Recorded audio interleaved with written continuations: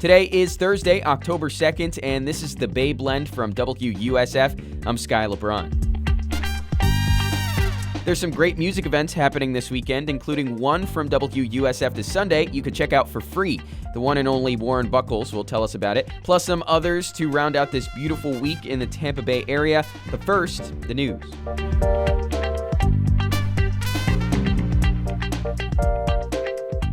The Clearwater City Council has taken steps to figure out how much it would cost to drop Duke Energy and make their own power service. Mayor Bruce Rector says Duke is an investor-owned utility, which charges more than city-owned utilities. We feel like with the report we've just gotten that shows there could be an immediate savings and a significant savings over long term, and where it may allow us to invest in undergrounding utilities, we have to take a hard look at it. That independent report said that if Clearwater leaves Duke, customers could see their rates drop between 7 and 18%. Duke officials said they'll fight to prevent the city from making that switch.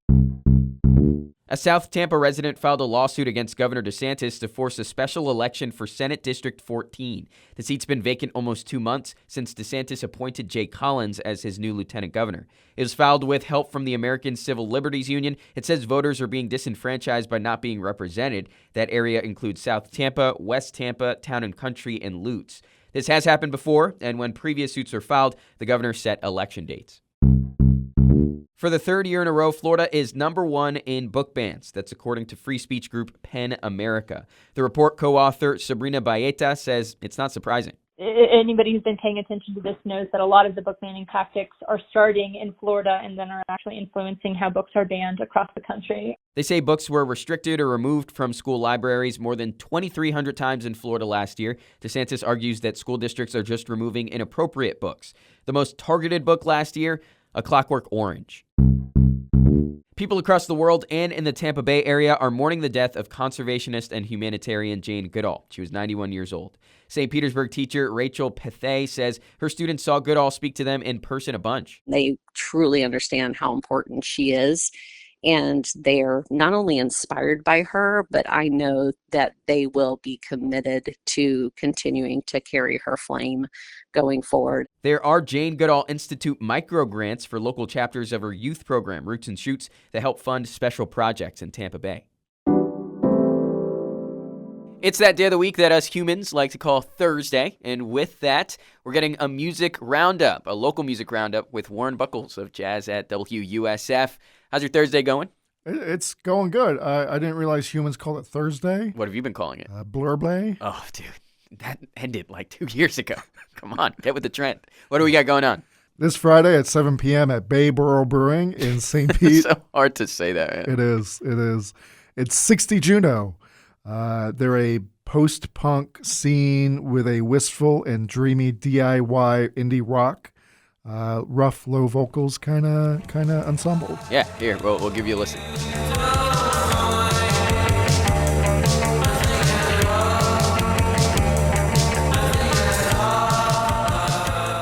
You know, I really like this style of music, but the lyrics, just hard. Like, you got to get a lyric video for these types of bands because, man, I cannot hear what the hell they're saying.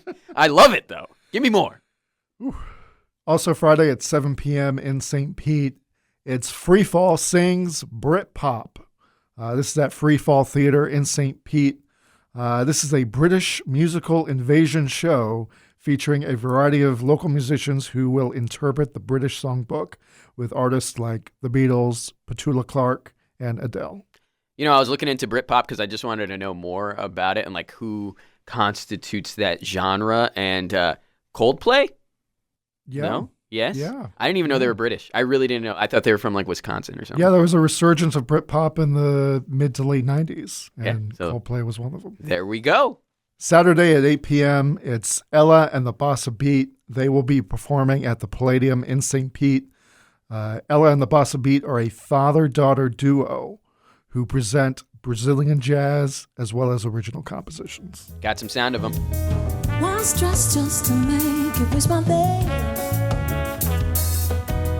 If I can't even control this life anyways, yeah. So I How many father-daughter duos are there? I was looking that up too because I look up literally everything. And Frank and Nancy Sinatra sang Something Stupid together, which I didn't even know that was his daughter. It's just interesting. That's like a rare combo that you don't hear of too much. Absolutely. And Nat King Cole and Natalie Cole with their song Unforgettable. She actually sang it after he died. Wow, that is cool. So sad, actually. We move on. Side note, Ella was awarded the Focus Brazil Award for Best Female Singer in Orlando. This is a ticketed event, $35 general admission. Finally, Sunday from 11 a.m. to 3 p.m. is our Jazz at WUSF's monthly Sunday Jazz final listening session at Sweet East Studios in St. Pete. Sell me on it, Warren. Why am I not watching the 1 p.m. NFL slate? I'm going to your event instead. It's all vinyl, plus coffee, plus an intimate, chill setting, and it equals the perfect morning. We're playing classic and new vinyl. You get to meet up with people who also love vinyl and also love jazz. It's just a free, indoor, cool event. That was pretty good. No notes. You did a good job. Good sell. I'm glad you got that on record. Warren, thank you for the time. Of course. Warren didn't bring this one up because it's tonight, but David Greer is performing at the Craftsman House in St. Pete. He's a bluegrass legend, a 3-time IBMA Guitar Player of the Year, and his beard is absolutely bonkers. You have to look this thing up. Anyways, give him a listen, and if you like what you're hearing, tickets are $20 for his show tonight.